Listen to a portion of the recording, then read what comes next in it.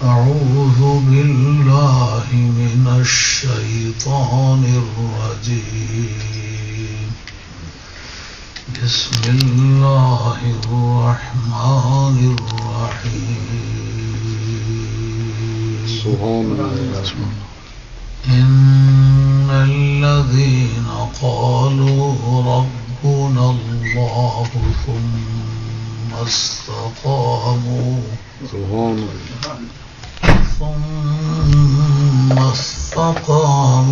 تتنزل عليهم الملائكة ألا تخافوا ولا تحزنوا وأبشروا بالجنة التي كنتم توعدون. سبحان الله. نحن أولياؤكم في الحياة الدنيا وفي الآخرة. سبحان الله. صدق الله مولانا. سبحان الله. معززین کرام، اللہ تعالیٰ آپ کو ایمان اور دین میں استقامت آمین. اللہ تعالیٰ آپ کو اچھی صحت عطا آمین. اچھے حالات عطا آمین. جس دوست کی جو بھی کوئی نیک مراد اللہ پوری آمین. یہ 8 دن کے بعد کی ملاقات ہوئی ہے، اس میں وہ ہزارہ باتیں جو کہنے کی ہوتی ہیں وہ ساری نہیں کہی جا سکتی، کوئی کی بات کہی جاتی ہے تو وقت تھوڑا ہوتا ہے، اور اکثر ہوتا بھی ایسے کہ میں سفروں سے تھکا ہوا آتا ہوں، ہوش کی ٹھکانے نہیں ہوتی، تو ایسی حالت میں کوئی ٹھکانے کی بات کرنا میں خاصا شکریہ. تو پچھلے جمعے یہ بات چل رہی تھی کہ جن لوگوں نے یہ بات کہی کہ ہمارا پالنے والا صرف اللہ ہے، پھر وہ یہ کہہ کے ڈٹ بھی گئے، ان پر اللہ تعالیٰ کی طرف سے فرشتے نازل ہوتے ہیں. لیکن ان الذین قالوا ربنا اللہ ثم استقاموا، یہ امت کی شان ہے، یہ نبیوں کی شان نہیں ہے. نبی ایمان کی دولت دلانے والے ہوتے ہیں. یا ایھا الذین آمنوا کا لفظ استعمال ہے قرآن مجید میں، اس میں سرکار مخاطب نہیں ہوتے. علماء تفسیر نے اس کو جزم کیا ہے. جہاں یا ایھا الذین آمنوا اے ایمان والوں کہہ کے بات شروع کی ہو، اس سے سرکار مخاطب نہیں ہوتے، سرکار کی امت مخاطب. ایمان میں سب سے اعلیٰ درجہ تو انبیاء علیہ السلام کا ہے، اور انبیاء میں سب سے اعلیٰ درجہ سرکار کا. مخاطب کے لیے کا یہ ٹائٹل جو ہے یہ ان کی عظمت کے بوجھ کو نہیں اٹھاتا، اس لیے اس سے وہ مراد نہیں ہوتا. یہاں یہ کہنا ہے کہ ان الذین قالوا ربنا اللہ، انہوں نے رب کی وحدانیت، پالنہار کی یکتائی و بے ہمتائی کا اعلان کیا، اور یہ کہہ کے پھر ڈٹ گئے، ان پر فرشتے نازل ہوتے ہیں. اس کا مطلب یہ کہ بندگان خدا جن کا عقیدہ صحیح ہے ان پر فرشتوں کا نزول اس آیت سے ثابت ہے.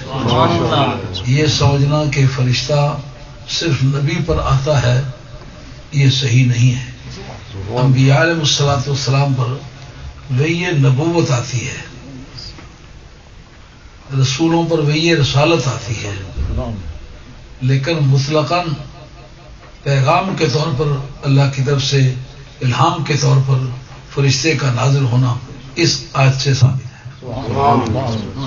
یہ رب کے تعلق کی نشانی ہے کہ اس کا عقیدہ صحیح ہے، اس لیے پروردگار کی جو غیبی مخلوق ہے، جو ایگزیکٹو کے ممبر ہیں، وہ ان کے پاس آتے ہیں. کائنات کا جو نظام چلاتے ہیں وہ ان کے پاس آتے ہیں. اب رہ جاتی ہے یہ بات کہ وہ انچارج ہے یا یہ، اس پہ ایک شدید اختلاف علی علم کا، چونکہ رسول کی پوزیشن جن کی طرف رسول بن کر کے آئے سب سے سپیریئر ہوتی ہے، تو ظاہر ہے جس کی پوزیشن سب سے سپیریئر ہے، سب سے زیادہ بااختیار وہ ہے. چونکہ نبی کریم علیہ السلام کا اپنا ارشاد ہے، ارسلت الی الخلق کافہ، میں ساری مخلوق کی طرف رسول بنا کے بھیجا گیا. رسول بنا کے بھیجنے کا مطلب کوئی خوبصورتی کا ٹائٹل نہیں ہے، یہ ایک رینک ہے جس رینک کی وضاحت قرآن مجید کے اندرونی شہادت کرتی ہے. ما ارسلنا من رسول الا لیطاع باذن اللہ، کوئی بھی رسول ہم نے ایسا نہیں بھیجا کہ جو جا کر کے کسی کی اطاعت کرے. جس کا رسول بن کے گیا ہے اس کی ڈیوٹی ہے رسول کی اطاعت کرے. تو نبی پاک علیہ السلام کے رسول بن کے آنے کی اعتقادی حیثیت اس واضح ہوتی ہے کہ جس کی طرف رسول بن کر کے آئے وہ مطیع ہے، سرکار مطاع ہے. اس کی ڈیوٹی ہے کہ سرکار کی پیروی کرے، اور پھر جس طرح کا صدر ہوتا ہے اسی طرح کے اس کے نائب بھی ہوتے ہیں. یعنی سرکار کائنات کا نظام چلانے میں ملائکہ مددگار ہیں. اسی طریقے سے امام طبرانی نے متعدد احادیث کثرت سے روایت کی ہیں، اور حضرت امام جلال السیوطی رحمۃ اللہ علیہ کے رسالہ لکھا، اس کا نام ہی لکھا ہے الولی. اس کے اندر یہ بحث چھیڑی ہے کہ نظام کائنات کو چلانے کا کام اللہ تعالیٰ نے ولیوں کے سپرد کیا ہے. فرشتے کا آنا پھر بایمان ہوا کہ تم گھبراؤ نہیں، ہم تمہارے ساتھ ہیں، اور اسی سے کرامات کا ظہور ہوتا ہے. یہ خرق عادت ہے نا، بندے کے پاس فرشتہ آئے اور پیغام لے کر کے آئے، بندے کا بڑا وزن ہوگا نا. پھر اس کے پاس فرشتہ آئے اور پیغام لے کر کے آئے بارگاہ خداوندی میں، پھر اس بندے کا بڑا مقام ہوگا. اب جب اس رفتار سے بندے کے پاس آسمانی ملائکہ آنے شروع ہو جائیں تو یہ اس قسم کرامات، یہ بات ہوگی کہ نہیں ہوگی؟ خلاف عادت کا نام ہے نا کرامت ہونا. اب اہل علم نے اس بات کی تحقیق کی ہے کہ سچے دین کے دائی، مدعی دعویٰ کرنے والے، سچے بھی لوگ ہوتے ہیں، جھوٹے بھی لوگ ہوتے ہیں. اب سچے اور جھوٹوں میں فرق کرنے کا کیا طریقہ ہے؟ کا فرق تو کوئی آپ کو تلاش کرنا پڑے گا. کا اس کا فرق یہ ہوتا ہے کہ جو سچے ہوتے ہیں وہ ولی پیدا کرتے ہیں، جو جھوٹے ہوتے ہیں ان کے ہاں ولی کوئی نہیں پیدا ہوتا. مرزائی کتنے متقی بنتے ہیں لیکن استنجائی کرنے کے بعد انہوں نے کوئی تاریخی طور پر کوئی کرامت تو ثابت نہیں. یہ بہت مرتبہ استنجا کرتے ہیں، بہت مرتبہ وضو کرتے پھریں. ان کے مقابلے میں گنگا کا اسنان کرنے والا اگر ان سے زیادہ ہی طاقت کرتا پھرے تو اس سے اس کی بزرگی ثابت ہو جائے گی. بزرگی تو اس سے ثابت ہوگی کہ پرتھی راج مقابلے میں آتا ہے خواجہ غریب نواز کی کھڑا میں، اس کا پیچھا کرتے دنیا نے دیکھا، ذلیل و خوار کر کے چھوڑ دیا. جو فوجوں سے کام نہ چل سکا خواجہ غریب نواز کی کھڑاؤں نے وہ کام نکال دیا. ڈوبی ہوئی کشتی 12 برس کے بعد تیراتی، جس کا گزشتہ جب میں نے خفیف سا ذکر کیا تھا. اب تاریخ انسانی میں مردوں کا زندہ کرنا یہ امت محمدیہ میں بھی ثابت ہے، سابقہ امتوں میں بھی ثابت ہے. مگر اس کا پرنسپل کیا ہے؟ جس طرح ایک بیٹا اپنے باپ کے گھر پیدا ہوتا ہے، اپنے باپ کے خد و خال اس کو ورثے میں ملتے ہیں، شکل و صورت ورثے میں ملتی ہے، بالوں کی بناوٹ ورثے میں ملتی ہے، ماں کی بناوٹ، نانے کی بناوٹ، دادے کی، کسی نہ کسی سے اسے اس کو ورثہ ملتا ہے. اسی طرح جس نبی کا جو امتی بن کے آیا ہے درجہ ولایت پر اگر فائز ہوا ہے تو پھر وہ اپنے نبی کے کمالات کو ریپرزینٹ کرتا ہے. سبحان اللہ. ایک خفیف سی مثال اس کی آپ کی خدمت میں عرض کروں کہ حضرت سلیمان علیہ السلام کا وزیر ہے، زمرہ اولیاء اللہ کا آدمی ہے. اس نے کام کیا ہے اس نے کام کیا ہے کہ تخت بلقیس یمن کی سرزمین میں ہے، وہ بیٹھے ہوئے پیلسٹائن میں ہے، سامنے آ گئی ہے بلقیس۔ لیکن انبیاء علیہ الصلوۃ والسلام ظاہری نمائش کی قسم کا کام کرنے کے عادی نہیں ہوتے، جس کو کانفیڈنس ہے میرے پاس ایک طاقت ہے، اگر میں پہاڑ کو بھی لگاؤں گا پہاڑ کو الٹا کر کے پرے پھینک دیں گا۔ اس کو پھر اس طرح کی بناوٹیں کرنے کی اس کو ضرورت نہیں ہوتی۔ یہ جھوٹے موٹے لوگ جو ہیں پلے کچھ نہیں ہے، گھونگھٹ نکالی ہوئی، چادر کے بال پر کھینچ گئے، تسبیح اتنا لمبا رکھا ہوا ہے 10 آدمیوں پر بانٹو پھر تسبیح بن جاتا ہے، لیکن پلے کچھ نہیں۔ ان کو یہ بناوٹیں کرنے کی ضرورت ہوتی ہے، لیکن جن کے پلے سچائی ہوتی ہے نا ان کو پھر اس طرح کی بناوٹیں کرنے کی ضرورت نہیں ہوتی۔ حضرت بور قلندر رحمۃ اللہ علیہ آپ ایسے ہی سادہ سودہ کپڑے پہنتے تھے، کوئی درویشوں والا لباس نہیں تھا، لیکن آپ کے ایک خادم کو شیخ مبارک جو وقت کا فرما روا تھا اس کے ملازم نے ایک چانٹا مارا، صرف اس بات پر کہ راستے میں جا رہا ہے، عالم ذوق میں ہے، ذکر الہی کی دھن لگا رہا ہے، اور بارش لگی ہوئی ہے، اس کے پھٹے پرانے جوتے ہیں، وہ جوتے چٹکا رہا ہے، تو جوتوں سے اٹھ کے چھینٹے جو ہیں وہ شیخ مبارک کے ملازم پر پڑے، اسے ان کو تھپڑ مارا کہ تمہیں پتہ نہیں کہ شیخ مبارک کی سواری آ رہی ہے؟ اس نے گھور کے دیکھا، اس نے کہا مجھے نہیں پتا شیخ مبارک کون ہے، ان کا تو پتہ نہیں وقت کا فرما روا ہے، حاکم ہے،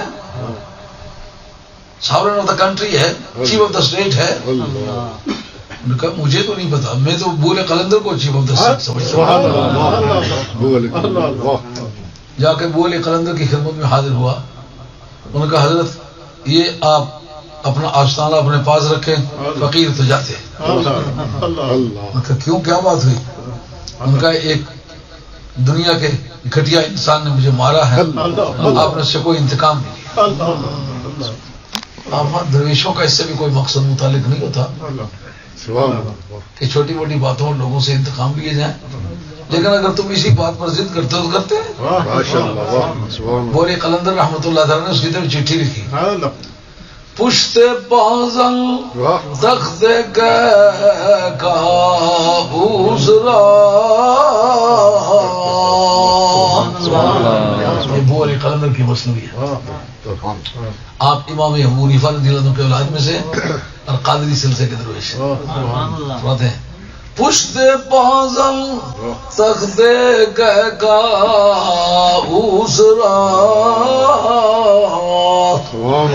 ہر بدے از کف مدے ناموسرا۔ تم جانتے ہو ہم جس زمرے کے لوگ ہیں، ہمارے سامنے تم تو معمولی بادشاہ ہو، اگر کاؤس کا تخت ہونا ہمارے سامنے آ جائے، ایک ہاتھ میں ہمارے غیرت کا کاسا ہو اور دوسری طرف یہ بادشاہی ہو، ہم اس غیرت کے کاسے کو اس کے سر پہ مار کے اس کو ٹھکرا دیں گے، نہ اس کی دولت کو چاہیں گے نہ اس کے تخت کو تاج کو چاہیں گے۔ اور تمہیں کہتا ہوں بازگیر عامل بدگوہرے، ورنہ بخشوں ملک تو بادیگرے۔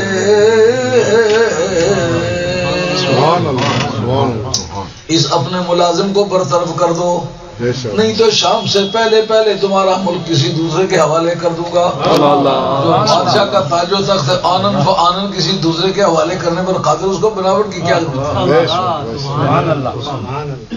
حضرت سلیمان علیہ السلام کی عرض کے بارے میں سلسلے میں عرض کرنے لگا تھا کہ جس نبی یا جس رسول کا کوئی امتی ولی ہونا، ولی جو ہوتا ہے یہ اپنے نبی کا روحانی وارث ہوتا ہے، نبی کی جو روحانی وراثت ہے اس کو ملتی ہے، جس کا معنی یہ ہے جس طرح کے نبی کے معجزات ہونا اسی برادری کی کرامات ہوتی ہے، اس ولی کو اسی قسم کی کرامات عطا ہوتی ہیں۔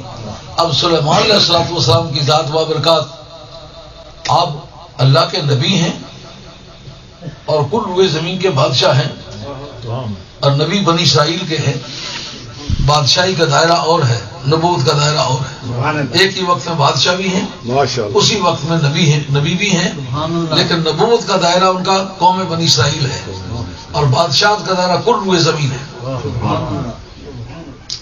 اب آپ نے کوئی اپنے دربار میں کوئی بناوٹ کی قسم کا کام نہیں رکھا ہوا، مسجد ہے، لوگ آ جا رہے ہیں، اللہ اللہ کر رہے ہیں، ان کا کام بتانا یہ مقصود تھا کہ میرا کام نمائش کرنا نہیں، آرائش و پیرائش دکھانا میرا کام نہیں، یہ فانی چیزیں ہیں، میرا کام ہے میں باقی چیزیں جو پائیدار ہیں، غیر فانی ہیں، فنا ہونے والی نہیں ہیں، میں وہ قوم کے سامنے پیش کروں۔ بناوٹ انہوں نے کوئی نہیں بنائی ہوئی، بلکیس سامنے آ گئی ہے، مسجد کے دروازے پر ہے۔ اس وقت آپ کے دل میں خیال ہے یہ بڑی ٹھاٹھوں کے ساتھ آ رہی ہے، یہ بڑے اعلیٰ کلاس کے زیورات پہنے ہوئے ہیں، ساتھ ان کے جو ملازمین باڈی گارڈ ہیں انہوں نے بڑا شان شوکت بنائی ہوئی ہے، یا تو فقیروں کے مسلح بچھے ہوئے ہیں، تو یہ آئے گی تو یہ تاثر لے گی کہ یہ تو فقیر لوگ ہیں، ان کے پاس تو کچھ نہیں ہے۔ تو آپ فرماتے ہیں اس نے اپنے محل میں بڑا انتظام کیا ہوا ہے۔ اب یہ بات ایک سوچنے کی ہے، تخت اٹھا کے لانے کے بارے میں کہا کیوں؟ زینت کی ضرورت کو پورا کرنا چاہتے ہیں، اگر تخت کے بارے میں ان کا مشاہدہ کچھ نہیں ہے کہ وہ اس سے زیادہ سنورا ہوا ہے اور اسے سنوارنے کا جو مقصد ہے پورا ہو جائے گا، تو آپ نے یہ پھر کیوں کہا کہ تخت لاؤ؟ اس کا مطلب یہ ہے کہ یہ اب سامنے آ رہی ہے لیکن نبی کے سامنے اس کا کوئی حجاب نہیں ہے، نبی کو اس کے تخت کے اندرونی حالات کا پتہ ہے، اس لیے کہا۔ یہ اس جملے کی تردید ہے جو حدود نے کہا تھا حد تو بما لم تحط بہ، میں اس جگہ کا احاطہ کر کے آیا ہوں جس کا آپ نے احاطہ نہیں کیا۔ کہا تو حدود ہو کے جانے میں نبی ہو کے نہ جانو، یہ کس کتاب میں لکھا ہے؟ اب حضرت سلیمان علیہ السلام کا معجزہ کیا تھا؟ غدوها شہر ورواحها شہر، قرآن کہتا ہے ایک مہینے بھر کی راہ ہوا ان کا تخت اڑا کے لے جاتی ہے، اور ایک مہینے بھر کی رات شام کے وقت ہوا اڑا کے لے جاتی ہے، یعنی صبح شام دونوں کا سفر ملا تو 2 مہینے کی راہ ایک دن میں طے ہو جاتی ہے۔ ملک بڑا ہے اس لیے ان کی کنوینس بھی زوردار ہے، اس کی سپیڈ تو پھر ظاہر ہے جس کا صرف زمین روئے زمین دائرہ حکومت ہے اس کو پھر ٹرانسپورٹ اور طرح کی چاہیے ہوگی، اور جس کی کل کائنات پروردگار کی جس کا دائرہ حکومت ہے پھر اس کو اس سے زیادہ تیز قسم کی ٹرانسپورٹ چاہیے ہوگی نا۔ سرکار کو براق ملنے کا ایک معنی یہ بھی ہے کہ ان کا ملک بہت بڑا ہے، اس لیے نگاہ جس جہاں تک پہنچتی ہے پہلا قدم براق کا وہاں چلا جاتا ہے، لیکن کہا یہ تیرے لوڈ کو کھینچنے کے لیے کافی نہیں ہے، اس لیے کہ براق کسی جگہ جا سکتا کسی جگہ نہیں جا سکتا۔ اب ہم تیرا بندوبست ایسے کرتے ہیں، مسلم شریف کے اندر حدیث حضرت انس رضی اللہ عنہ راوی ہیں، کہتے ہیں ان اللہ زوالی الارض رأیت مشارقها ومغاربها، یہ میری ڈیوٹی نہیں ہے کہ جس جگہ کو دیکھنا ہو میں جا کے دیکھوں، جگہ کی ڈیوٹی ہے اٹھ کر میرے اوپر۔ مزہ آیا کہ نہ آیا؟ نظام حکومت چلانے کے مختلف ضابطے ہوئے کہ نہ ہوئے؟ کعبے کو دیکھنے کی ضرورت پیش آئی، بیت المقدس کو دیکھنے کی ضرورت پیش آئی، کعبے کو دیکھنے کی ضرورت اس وقت پیش آئی جب مسجد قبا بنی۔ کا قبلہ کس طرف ہے؟ کیا قبلے اٹھتا کیوں نہیں؟ میرے بابو کے سامنے جا کے پیش کیوں نہیں ہو جاتا؟ جو آپ نے مسجد قبا میں محراب کے پاس سیاہ رنگ کا داغ دیکھا ہے، اس داغ میں والی جگہ سوراخ تھا، یہ اس علامت کے لیے رکھا گیا ہوا تھا کہ جس وقت مسجد قبا بن رہی تھی اس وقت قبلہ کس جگہ آ کے کھڑا ہوا تھا، وہ قبلے کے کھڑا ہونے والا گیٹ ہے۔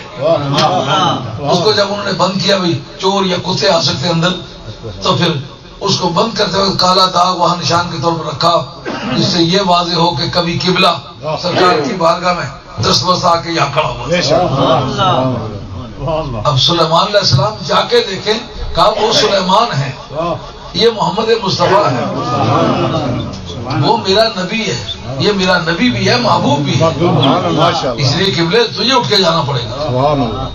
اور معراج کی صبح کو جب کفار مکہ نے کہا ہم کس طرح باور کریں کہ تم سچ مچ رات کو گئے ہو؟ اگر سچ مچ گئے ہو نا تو بتاؤ بیت المقدس کی دیواریں کیسی ہیں، مٹیریل کون سا لگا ہوا ہے، اونچی کتنی ہے، کھڑکیاں کتنی ہیں۔ اس وقت بیت المقدس کو حکم ہوا میرے یار کی بارگاہ میں جا کے حاضر ہو جاؤ۔ یہ جس جگہ آپ جاتے سعی کرتے ہیں صفا مروہ کے درمیان، اس کے خاتمے پر دار ارقم تھا، دار ارقم کے مقام پر آ کر کے بیت المقدس شریف کھڑا ہو گیا۔ یار لوگوں کو ہوش آئی کہ اب کیا کریں، کہ قبلہ اٹھ کے بیت المقدس اٹھ کے سرکار کی بارگاہ میں آ گیا، اب کیا تدبیر کریں؟ کہ ہمیں یہ ثابت ہوا کہ اگر سرکار غیب جانتے ہوتے تو وہ قبلہ اٹھ کے کیوں آتا؟ قبلہ اٹھ کے اسی لیے آیا ہے کہ سرکار کو غیب کا پتہ نہیں تھا۔ وہ اللہ کے بندو، ہم تم سے اگر یہ پوچھ لیں کہ وہاں آ کر کے کسی کو نظر آیا، اپنوں کو یا بیگانوں کو نظر آیا؟ کسی کو نظر نہیں آیا۔ اس کا مطلب وہاں پہنچ کے بھی غیب میں رہا، اسی نے دیکھا جو غیب تھا۔ نعرہ تکبیر، نعرہ رسالت، نعرہ حیدری، نعرہ غوثیہ، شام فقر اسلام۔ اب موسیٰ حضرت سلیمان علیہ السلام کے جو وزٹ کرنے کی پروسیجر ہے وہ اور سرکار کی پروسیجر یہ دونوں مختلف ہیں۔ کہا کہ جا کے لے آؤ اس کا تخت برکت کے لیے نہیں منگوایا، زینت کے لیے منگوایا۔ جب زینت کا ان کو پتہ نہیں تو منگوایا۔ معلومہ حدود نے جو دعویٰ کیا تھا اس کا رد ہے یہ بتانا مقصود ہے کہ حدود تو جو سمجھتا ہے میں دیکھ کے آیا ہوں، سلیمان علیہ السلام کو پتہ نہیں کہ تو میرا چوکیدار ہو کہ تو جانے اور میں سربراہ مملکت ہو کے نہ جانوں یہ کس کتاب میں لکھا ہے۔ آ گئی ہے سامنے، اس جگہ بیٹھے ہوئے ہیں، کہتے ہیں کون تخت لائے گا؟ میں یاتی بھی ارشا، کون اس کا تخت لائے گا؟ قال عفریت من الجن، جن بولا کہ میں لاؤں گا۔ کتنی دیر تک؟ قبل ان تقوم من مقام، آپ کا دربار برخاست ہونے سے پہلے پہلے۔ ان کا جب یہ میری دربار میں پہنچ جائے گی تو اس کے بعد پھر تو یہ تخت لانے کا کچھ مقصد نہیں ہوگا۔ ہم پہلے اپنی ٹھاٹ دکھانا چاہتے ہیں، جب آئے تو حیران ہو کے رہ جائے کہ مسجدوں میں تخت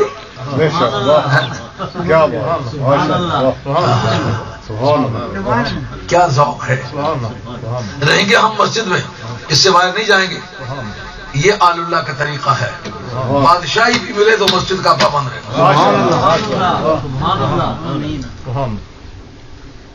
پھر کون لائے گا؟ اس وقت ایک ولی بولا۔ اب وہ جو تمہیدی مقدمہ میں نے عرض کیا ہے کہ جس رسول جس نبی کا کوئی امتی ہوتا ہے اسی مزاج کے، اسی فیملی کے، جس طرح اس کے معجزات ہوتے ہیں اسی فیملی کی اس کی کرامات ہوتی ہیں، کیونکہ روحانی وارث ہوتا ہے، اس لیے اس کو وراثت میں اسی طرح کی کرامات ملتی ہیں جس طرح کے معجزات۔ اتنی بات سمجھ میں آئی ہے؟ بات پہلے سمجھ آنی چاہیے، کیونکہ اس پر جو اگلا جملہ آئے گا وہ اسی پر بنیاد اس کی ہوگی۔ اب یہ اچھی طرح سمجھ آئے گا، جیسا کہ باپ اگر ہینگ و جیرا بیچتا ہے تو بیٹے کو وراثت میں کیا ملے گا؟ ہینگ و جیرا ملے گا۔ اگر باپ ڈرگ بیچتا ہے تو بیٹے کو کیا ملے گا؟ ڈرگ ملیں گے۔ باپ زمیندار ہے تو اس کے بیٹے کو کیا ملے گا؟ زمین ملے گی۔ باپ اگر عالم دین ہے، اس کی کتابیں کتب خانے ہیں، ورثے میں کیا ملے گا؟ کتابیں ملیں گی۔ آئی بات سمجھ؟ ایک پیر کی اولاد میں سے اس کو ورثے میں کیا ملے گا؟ مرید ملے گی۔ جیسا آپ نہیں دیکھتے کہ کافی سارے لوگ یہاں اس وقت بھی موجود ہیں جو ہمارے باپ دادے سے مرید چلے آ رہے ہیں، میرے ساتھ ان کی بیعت نہیں، وہ مرید کس طرح ہیں؟ وہ وراثت میں ملے ہوئے ہیں۔ سمجھ آئیے بات؟ جس طرح کا باپ ہو نا، جس طرح کا اس کا ورثہ ہو، پھر اس کے اولاد کو، اس کے روحانی جانشینوں کو، اس کے روحانی وارثوں کو اسی نوعیت کی وراثت ملتی ہے۔ اب سلیمان علیہ السلام کے بارے میں قرآن کہتا ہے 1 مہینے بھر کی راہ صبح کے وقت تخت اڑ کے چلا جاتا ہے، 1 مہینے بھر کی راہ شام کے وقت اڑ کے چلا جاتا ہے۔ تو تخت اڑانا یہ نبی کا معجزہ ہے نا۔ سبحان اللہ، سبحان اللہ، بے شک۔ جو کہتے ہیں خرق عادت کا نام ہے معجزہ، یہ تو ان کی عادت بن گئی، روزانہ اڑتا ہے۔ اس لیے خرق عادت کا معنی یہ ہے عادت اللہ، اللہ کی عادت، اللہ کی عادت ہے کہ کسی کا تخت ہوا میں اڑائے، اللہ کی عادت کے خلاف ہے. اب ان کا تخت اڑتا ہے، روزانہ ہی اڑتا رہے، ان کی عادت بن جائے. اللہ کی یہ عادت نہیں ہے کہ کسی کا تخت اڑائے. اس کا نام ہے خرق عادت. جو سپر ہیومن جس کو کہتے ہو نا، یہ کہ عام کسی بندے کے لیے اللہ نے یہ گنجائش نہیں پیدا کی کہ ہوا میں اڑتا پھرے. سلیمان علیہ السلام کو یہ حق دیا بطور معجزے کے، تو پھر ان کا یہ معجزہ ہوا نا. اب چونکہ نبی کا اور رسول کا تخت اڑانا ہے، اس لیے ان کا امتی جو ہے اس کی کرامت تخت اڑانا ہے. جائیے بات، تخت بلقیس کیوں اڑا کے لایا؟ کہ اس کے نبی کا معجزہ تخت اڑانے کی قسم کا ہے، تو تخت اڑا کے نبی لے جاتا ہے، لاتا ہے. اس کا امتی جو کرامت پر آیا تو پھر اس نے بھی سمجھا گیا. اب اس پر غور کرتے ہوئے کہ کس کس نبی کے امتیوں کے پاس کس کس طرح کے معجزات ہیں، آپ کو دیکھنا پڑے گا. جس جس طرح کے معجزات نبی یا رسول میں پائے گئے، اسی نوعیت کی کرامات اس ولی، اس کے امتی ولی میں پائی جا سکتی ہیں.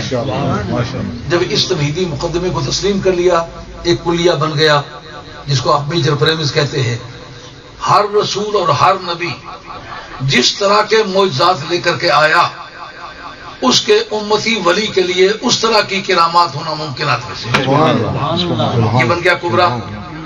اب اس پر غور کرتے ہیں کہ سرکار دو عالم علیہ السلام کے معجزات کتنی قسم کے ہیں. آپ کو ماننا پڑے گا کہ کل انبیاء کے پاس جتنے معجزات ہیں وہ سرکار نے دیے. واللہ یؤتی و انما انا قاسم، دیتا اللہ ہے پر بانٹتا میں ہوں. دین اللہ کی ہے اور بانٹنے کا اختیار میرا ہے. امام قسطلانی رحمۃ اللہ علیہ نے ایک چیپٹر باندھا جس کا نام ہے باب ما جاء فی خصوصیت ہی صلی اللہ علیہ وسلم. سرکار دو علیہ وسلم کی اسپیشلٹیز کا باب، یعنی جو باتیں سرکار میں پائی گئی ہیں اور کسی میں نہیں پائی گئی. ان میں ایک بات یہ ہے کہ جو معجزہ جس نبی کو، جو کمال جس رسول کو ملا ہے، وہ سرکار دو عالم علیہ السلام نے عطا فرمایا. سبحان اللہ. یہ صفت سرکار کو حاصل ہے، باقی کسی نبی یا کسی رسول کو حاصل ہے. ایسا نہیں کہ کسی رسول کے ذریعے سے اللہ تعالیٰ نے نبوت اور رسالت، معجزات اور کمالات بانٹے ہوں. صرف سرکار کی ذات ہے. جس طرح خدا کی ذات اپنی خدائی میں ایک ہے، اس طرح ذات مصطفیٰ اپنی مصطفائی میں ایک ہے. اس کا خدائی میں کوئی شریک نہیں، ان کی مصطفیٰ کے یہ معنی خاصۃ الشیء ما یوجد فی ولا یوجد فی غیرہ. خاصہ اس کو کہتے ہیں جو کسی میں پایا جائے اور غیر میں نہ پایا جائے. اب ظاہر ہے جتنے کمالات سب نبیوں کے پاس، سب رسولوں کے پاس گئے ہیں، وہ سرکار نے بانٹے ہیں. اس کا مطلب سارے معجزات کا منبع سرکار کی ذات ہے. تو پھر آپ کے امتی کے لیے یہ ممکن ہوگا جتنے قسم کے معجزات سارے نبیوں میں پائے گئے، اس طرح کی کرامات نبی کریم علیہ السلام کے امتی ولی کے اندر وہ پائے. یہ ایک ضابطے کی کارروائی ہے، اس کو چیلنج نہیں کیا جا سکتا. بعض دانشوروں کو اس پر اعتراض ہو، لیکن میں اس پر گفتگو کرنے کی پوزیشن میں ہوں. چاہتا ہے پورے ملک میرے ساتھ مجھے اس کی کوئی اعتراض نہیں. مجھے یہ پتہ میں مولانا برادری کا آدمی نہیں ہوں. مجھے تو کبھی مولانا نے معاف نہیں کرنا. مولوی سے کوئی لفظ ہو جائے مولوی معاف کر دے، سید سے کوئی کمی بیشی ہو جائے نو کے نیزہ پہ. ہم نے زندگی میں بڑا تجربہ کیا. ہم نے جو لوگ پڑھائے بھی ہیں نا، خود کئی ہزار علماء کا میں استاد ہوں. خود پڑھایا ہے، جن کے کپڑے خود دیے، جوتے خود دیے، روٹی خود مہیا کی ہے، کتابیں خود مہیا کی ہیں، یونیورسٹی کی فیسیں خود دی ہیں، اول سے آخر تک پڑھایا ہے. اور چونکہ تنخواہ کوئی نہیں تھی، اس لیے پھر میرے سوا استاد بھی کوئی نہیں تھا. سارے علوم میں خود پڑھاتا رہا ہوں. ان کو بھی دیکھا جب وقت بنا نا، تو جب تک پٹائی اچھی طرح نہیں کی وہ بھی شٹل نہیں ہو. اب یہ بات بالکل واضح ہے کہ نبی کریم علیہ السلام کے اندر جس طرح کے معجزات پائے گئے، اس برادری کی کرامات امت محمدیہ کے کسی بھی ولی میں پائی جا سکتی ہیں. اب میں نے جو ابتدائی طور پر ایک جملہ بولا تھا، شاید آپ کے ذہن میں ہو، کہ سچے اور جھوٹوں میں فرق کرنے کے لیے کہ سچے بھی دعوے دار ہیں، جھوٹے بھی دعوے دار ہیں. فرق کس سے ہوتا ہے کرامت ایک ایسا معاملہ ہے جو سچے اور جھوٹے میں فرق کرتا ہے. اللہ اللہ سبحان اللہ. آپ صحابہ کرام میں دیکھیں، صحابہ کرام کی بے شمار کرامات، ایک بھی منافق کی کوئی کرامت نہیں. فرق کیا تھا؟ جھوٹا دعوے دار تھا، عقیدے کا بھی اعلان کرتا تھا، عمل بھی کرتا تھا، نمازیں بھی پڑھتا تھا، روزے بھی رکھتا تھا، اگلی صفوں میں کھڑے ہو کر اقامتیں بھی کہتا تھا، کرتے بھی لمبے پہنے ہوئے تھے، مجھے بھی چٹکی ہوئی تھی، سر بھی ٹنڈ کیا ہوا تھا، سب کچھ کیا ہوا تھا، لیکن اندر سے عقیدے کا جو فرق تھا اس کی وجہ سے کرامت ظہور میں نہیں آئی. سمجھ آئیے بات؟ آپ ٹارگٹ کو مس کر رہے ہیں. یہ ٹارگٹ ہے گفتگو کا. سچے اور جھوٹے میں فرق کرنے کے لیے آپ کو یہ دیکھنا پڑا جس عقیدے نے ولی پیدا کیے وہ عقیدہ ٹھیک ہے، جس عقیدے نے ولی نہیں پیدا کیے وہ جھوٹے. خواہ وہ کتنی لمبی داڑیاں رکھی ہوئی ہیں، کتنی عربی بولتے ہیں، یہ تو عربی والوں کے گھر سے ہی گمراہی بھی چلی ہے. جیسے ہدایت عربی والوں سے چلی ہے، گمراہی بھی عربی والوں سے چلی ہے. عربی سے دھوکہ کھانا، لمبے کرتے سے پریشان ہونا، یہ کہنا کہ کعبہ شریف میں اس کا گھر ہے، کعبہ شریف کی چھت پہ چڑھ جائے، حضور کے بارے میں اس کا عقیدہ غلط ہے تو بھائی ایمان ہے پکا. ہاں بالکل واضح بات ہے. اب حضرت صدیق اکبر رضی اللہ عنہ کے کرامات ہیں. نبی کریم علیہ السلام کی بارگاہ میں کچھ مہمان آئے، ان کو وہ دیکھا کہ یہاں دربار نبوت میں اس وقت لنگر کا کوئی انتظام نظر نہیں آ رہا. ان کو کہتے سرکار کو یہ زحمت دینا کہ جا کے لنگر کا بندوبست کریں. یا رسول اللہ مجھے دے دے، میں ان کو گھر لے جاتا ہوں. اور کھانا اتنا سارا تھا کہ جو خاندان کے لیے ہو سکتا تھا وہ سب کے لیے تو نہیں ہو سکتا تھا. جا کر بیٹھے، کھانا کھانا شروع کیا، ان کے ساتھ شروع ہو گئے. جو نوالا اٹھاتے ہیں نوالے والی جگہ فل اپ ہو جاتا ہے، آگے سے کھانا ابھرنے لگ جاتا ہے. کیوں؟ صدیق اکبر کا عقیدہ سچا، عمل سچا ہے. یہ ان کی سچائی کی شہادت ہے. اگر رب سے ان کا تعلق نہ ہوتا کرامت کبھی نہ ہوتا. سب کھانا کھا چکے، پیٹ بھر گئے، کھانا پہلے سے کچھ زیادہ ہے. خاندان نے بھی وہ کھانا کھایا پھر بھی بچ گیا. حالانکہ پکا صرف خاندان کے لیے تھا. مہمانوں نے بھی کھایا، خاندان نے بھی کھایا، لیکن بدسو اسی طرح کھانا موجود ہے. یہ دلیل ہے اس بات کی کہ حضرت صدیق اکبر رضی اللہ عنہ کی ذات پاک سچے ہیں. زندگی میں کوئی کہے جناب جنتر منتر کے ذریعے سے بھی، جادو کے ذریعے سے بھی کوئی آدمی ایسے خلاف عادت دکھلا سکتا ہے. پہلی بات تو یہ ہے کہ اہل علم نے جادو کے ذریعے سے خلاف عادت دکھانے کو خلاف عادت تسلیم نہیں کیا. کیوں؟ کہ کوئی بھی آدمی اس طرح کے کلمات کا چلا بلا کاٹے تو وہ جادوگر کے ایک نے جو نتیجہ نکالا ہے وہ 10,000 جادوگر وہی نتیجہ نکال سکتے ہیں. تو پھر عادت ہے، یہ خلاف عادت کا نام کرامت ہے. خلاف عادت ہے نہیں. آئی بات سمجھے؟ جو جنتر منتر وہ برے اعمال کرتے ہیں اور اعمال شاقہ کرتے ہیں اور اپنی حیثیت کو بدلتے ہیں، اگر کوئی بھی وہ کرے تو وہ اس کی وہی پوزیشن ہو جاتی ہے. تو خلاف عادت نہ ہوا، مطابق عادت ہوا. پر یہ کب تک کر سکتا ہے؟ جب تک زندہ ہے. کسی جادوگر کے مطلب یہ سنا ہے کہ مرنے کے بعد بھی اس کی کوئی بات نہیں. تمہارا مذہب کتنا پرانا ہو، کتنا تازہ دم ہے کہ اس کی ترجمانی کرنے کے لیے اتنا کسی میں دم نہیں ہے. وگرنہ تمہارے مذہب کی زندگی لازوال زندگی ہے، اور اس کا جواب کسی کے پاس نہیں بن کے آتا. جادوگر کب تک کرتا ہے؟ یہ اپنے علماء سے بے شک بات کر کے پوچھو. جادوگر جب تک زندہ کر سکتا ہے، لیکن زندگی کے بعد کچھ نہیں کر سکتا. پر نام فقیر انہوں دا باہو قبر جنہ دی جیوے. حضرت صدیق اکبر رضی اللہ تعالیٰ عنہ، آپ کے بارے میں حضرت امام فخر الدین رازی ایک ایسا آدمی شرق الاوسط میں گزرا ہے کہ آج اس لیے مغربی فلسفے میں امام فخر الدین رازی کا دباؤ موجود ہے. نام لیتے انگریزی میں رازی کا نام آتا ہے کہ رازی کی یہ رائے ہے لاجک میں اور فلسفی بادشاہ ہے. امام فخر الدین رازی کہتے ہیں حضرت صدیق اکبر رضی اللہ عنہ کا انتقال ہو گیا. آپ سے پوچھا کہ آپ کو دفن کہاں کیا جائے؟ کہا کہ ایک کوئی رمز پچھان ہوئی میں دیتی باغ بلوچا جدھر چلا ساری زندگی اپنی مرضی کا کوئی کام نہیں کیا، اب مر کے بھی اپنی مرضی کا کام نہیں کرنا، مجھے کفن دے کے سرکار کی بارگاہ میں لے جانا، سامنے میری لاش رکھ کے سرکار کی بارگاہ میں عرض کرنا حاضرہ رفیق کا ضعیف الذی مات معک فی الغار، یا رسول اللہ آپ کا یہ بڈھا غلام جس نے غاروں میں مل کے آپ کے ساتھ زندگی کی راتیں گزاری ہیں اور آپ کے رنج و راحت میں آپ کا شریک سفر، آپ کا ساتھی بڈھا ہے اب آ گیا ہے۔ اگر سرکار کی قبر سے کوئی آواز مل جائے تو پھر اس پر عمل کرو، اگر کوئی جواب نہ ملے تو جہاں چار مسلمان مناسب دفن دراصل درویش کے مقصد کی چیز نہیں ہوتی، یہ زندہ لوگوں کے مقصد کی چیز ہوتی ہے۔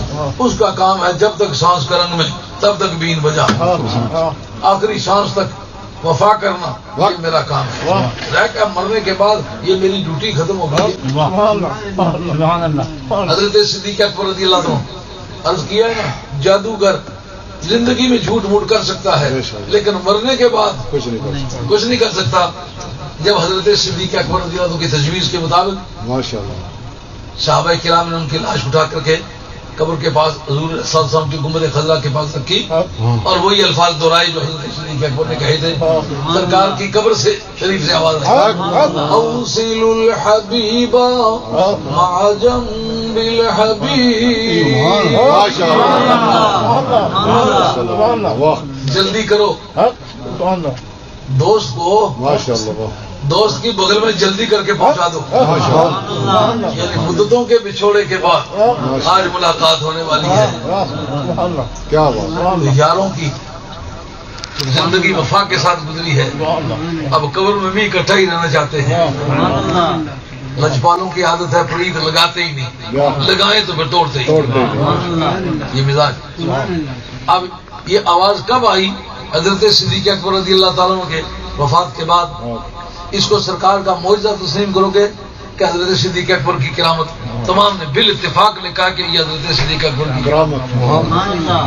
اگر سرکار تاجدار مدینہ علیہ السلام نارملی یہ بات کہتے ہوں پھر تو سرکار کا معجزہ ہی ہے، اگر کسی خاص بات خاص شخص کے لیے ہے تو دراصل یہ وہ تقاضا ہے پورا ہو رہا ہے کہ کشش ہے کہ عشق دارت نہ گزارت بدیسا، وہ جنازہ کرنے آئی بمزار کھائی۔ محبت کے تقاضے یہ مرنے سے مٹا نہیں کرتے۔ اگر مجھے میری بیمار پرسی کے لیے نہیں آؤ گے تو میری قبر میں تمہیں اکمانہ طور پر تمہیں آنا پڑے۔ تو اس نے یہ بات واضح کر دی کہ زندگی میں جادوگر کوئی فریب کر سکتا ہے۔ اب سمجھ آئی ہے قبر کا سچائی کے ساتھ کیا تعلق ہے؟ سبحان اللہ کا زندگی میں تو سچائی کا دعوے دار جادوگر بھی ہے، لیکن مرنے کے بعد وہ کچھ نہیں کر سکتا۔ اس کے مقابلے میں حضرت ربیع بن خراش رضی اللہ عنہ کے بارے میں تابعی ہیں، ماشاءاللہ، ان کا وصال ہو گیا، آپ کے بھائی آپ کے پاس بیٹھ کے رونے لگے، کفن دیا گیا ہوا، غسل کے بعد کفن دے دیا گیا، جنازے کی تیاری ہے، دوستوں کا انتظار ہے، پاس بھائی بیٹھ کے رو رہا ہے، اس طرح اپنے کفن سے اپنا منہ کھول لیا، اس کو مخاطب کر کے کہتے ہیں ربیع بن خراش رضی اللہ عنہ روتا کیوں ہے؟ مطلب تم مر گئے اس لیے؟ ان کا میں نے خدا کو اس سے زیادہ کریم پایا جو میں کبھی پڑھا سنا کرتا تھا، خدا نے میرے ساتھ بہت اچھا سلوک کیا، اس لیے رونے کی ضرورت نہیں، یہ کہہ کے اپنا کفن بند کر لیا۔ مزہ آیا نہ آیا؟ نام فقیر انہاں دا باہو قبر جنا دی جی، بڑے حیران ہوئے۔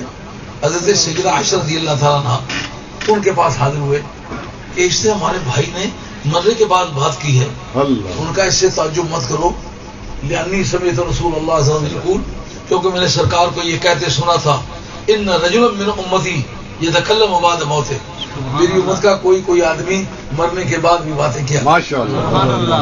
اماد الدین ابن کثیر جس کا سن وفات 775 ہے اور ابن تیمیہ کا داماد بھی ہے اور ابن تیمیہ کا شاگرد بھی ہے، اور وہ آدمی بدعقیدی کا بدعقیدگی کا پہلا اثر جو ہے، پہلا مصنف وہ ابن تیمیہ ہے۔ امام حجر مکی رحمۃ اللہ علیہ نے فتاوی حدیثیہ کے اندر لکھا ہے، یہ کعبہ شریف کے امام تھے، 30 برس تک کعبہ شریف کے امام رہے، اور پورا شرق الاوسط، پورا ہندوستان، پورا پنجاب، سندھ اور پورا کشمیر ان کا شاگرد ہے۔ علم حدیث کے اندر اسی شخص کا فیضان گیا ہے۔ یہ کافی تفصیل میں عرض کر چکا ہوں، اس لیے دوبارہ ذکر اس کے ذکر کی ضرورت نہیں۔ تو وہ اتنا بڑا آدمی فتاوی حدیثیہ کے اندر لکھتے کہ یہ ابن تیمیہ ضال مضل اضلہ اللہ علی علم، یہ ابن تیمیہ گمراہ بھی ہے، گمراہ کن بھی ہے، اور اللہ تعالیٰ نے علم کے ہوتے ہوئے اس شخص کو گمراہ کیا ہے۔ علم ہے موجود، علم ہدایت کا ذریعہ ہے، خود ہدایت نہیں ہے، یہ بات یاد رکھنی ہے۔ بات جو میں کہہ رہا ہوں سمجھ آ رہی ہے؟ ایک بڑی یہ مشکل ٹھہرتی ہے، آدمی باتیں سن سن کے ایسے عادی سے ہو گئے، کوئی چلو اس کو بات کرنے تو ٹھیک ہے، سمجھ نہیں ہوئی ہے بات، ایسا جیسا حافظ بن گئے ہوئے ہیں، ضرور سے کوئی چہرے پر کوئی تبدیلی نہیں آتی، کوئی امپریشن نہیں بدلتے کہ کوئی بات سننے چلو ٹینشن، اس لیے میں آپ سے منت کرتا ہوں توجہ دیں، یہ توجہ طلب بات ہے، یہ بڑی سمجھنے والی بات ہے۔ آپ سے یہ بات میں نے بار بار کہی ہے کہ ولی کو اپنے نبی کا روحانی ورثہ ملا کرتا ہے، جو شکل اس کے معجزات کی ہو وہ اس کے امتی ولی کے لیے کرامات کی شکل میں رونما ہو سکتے ہیں۔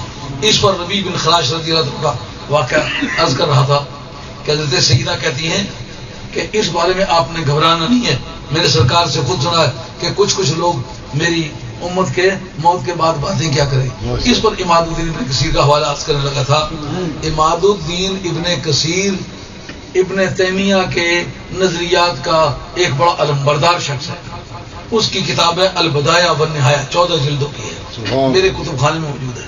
اس نے پوری لسٹ دی ہے امت کے کتنے بندوں نے مرنے کے بعد باتیں کی ہیں۔ تو ایک مخالف دھرے کا آدمی جو اس سوچ کا بندہ ہی نہیں ہے، اگر وہ آدمی یہ بات کر دیتا ہے تو قانون کی نگاہ میں ایکسکلپٹری ایویڈنس ہے، اس کو دنیا کی کوئی عدالت کوئی کورٹ اس پر رد نہیں کر سکتا۔ ٹائم اختتام پذیر ہو گیا، اگر اس پر میں اور حوالہ جات عرض کرتا کہ سچے اور جھوٹوں میں جو فرق ہوتا ہے وہ کرامات کے ذریعے سے۔ پچھلے جمعے میں نے فاروق کی کرامات بیان کی، لیکن کسی منافق کی کرامت کوئی کیوں نہیں ہے کہ وہ جھوٹے دعوے دار تھے، جو سچے دعوے دار تھے ان کی کرامات تھی۔ آج بھی پوری روئے زمین پر ہم اگر کسی کو سچائی کے بارے میں دھمکی دے سکتے ہیں تو اولیاء اللہ کی کرامات کی دے سکتے ہیں۔ آپ دیکھتے ہیں جب مرزا قادیانی کے ساتھ زور لگا لگا کے جو بھی آدمی جاتا تھا وہ مرزائی ہو کے آ جاتا تھا۔ آخر خواجہ گولوی نے کہا میدان میں آ،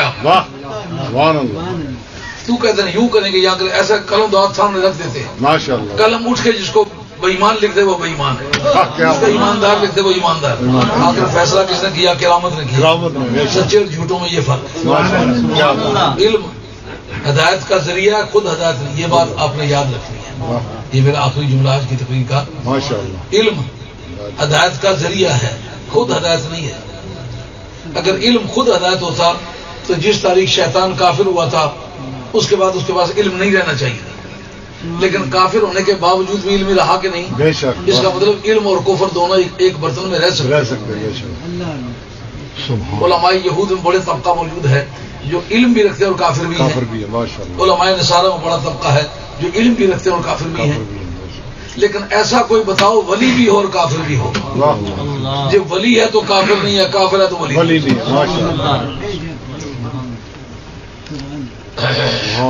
آج کا بیان اختتام پذیر ہوتا ہے، یہ ضروری اعلانات سماعت فرما لیے۔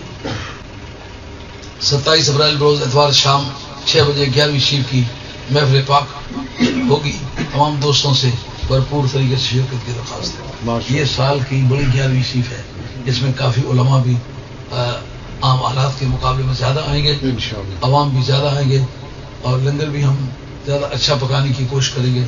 لنگر تو آپ کے لیے کوئی رشوت نہیں ہے، وہ تو آپ اپنے گھروں میں زیادہ اچھا کھانا کھانے والے لوگ، ہمارے پاس تو مسکین طریقہ ہوتا ہے کھانے پینے کا، لیکن اپنی بساط کے مطابق زیادہ سے زیادہ اچھا بندوبست کرنا چاہیں گے کہ یہ اینول میٹنگ ہے، اس لیے آپ لوگ بھی اس کو پوری اہمیت کے ساتھ محسوس کر کے تشریف لائیں۔ امید ہے کہ آپ ضرور وقت پر تشریف لائیں گے۔ 11ویں شریف کے لنگر کا خرچہ چودھری خادم حسین صاحب قادری کے بیٹے رضوان چودھری قادری نے پیش کیا ہے، اللہ کریم اس کے جزائے خیر صاحب. اور منظور اسٹور والے چودھری بشارت صاحب لنگر میں استعمال ہونے والا تمام سامان پیش کریں گے، چودھری اللہ تعالیٰ ان کو جزائے خیر صاحب. اور چودھری محمد نظر صاحب قادری شرکائے محفل کی تواضع کے لیے سموسے پیش کریں گے، اللہ کریم ان کو جزائے خیر صاحب. چودھری محمد عارف صاحب قادری کے بیٹے چودھری فاروق قادری نے مٹھائی پیش اور چودھری فاروق مٹھائی پیش کریں گے، اللہ کریم کو جزائے خیر صاحب. محمد اقبال صاحب نے 10 پاؤنڈ دارالعلوم کو پیش کیے ہیں، اللہ کریم کو جزائے خیر صاحب. چودھری صدق حسین صاحب قادری کے تایا صاحب بیمار ہیں، ان کی صحت کے لیے دعا کرنی ہے، اللہ کریم ان کو شفا عاجل و کاملہ عطا فرمائے. حاجی سلیمان صاحب قادری بیمار ہیں، ان کی صحت کے لیے دعا کرنی ہے، اللہ کریم ان کو شفا عاجل و کاملہ عطا فرمائے.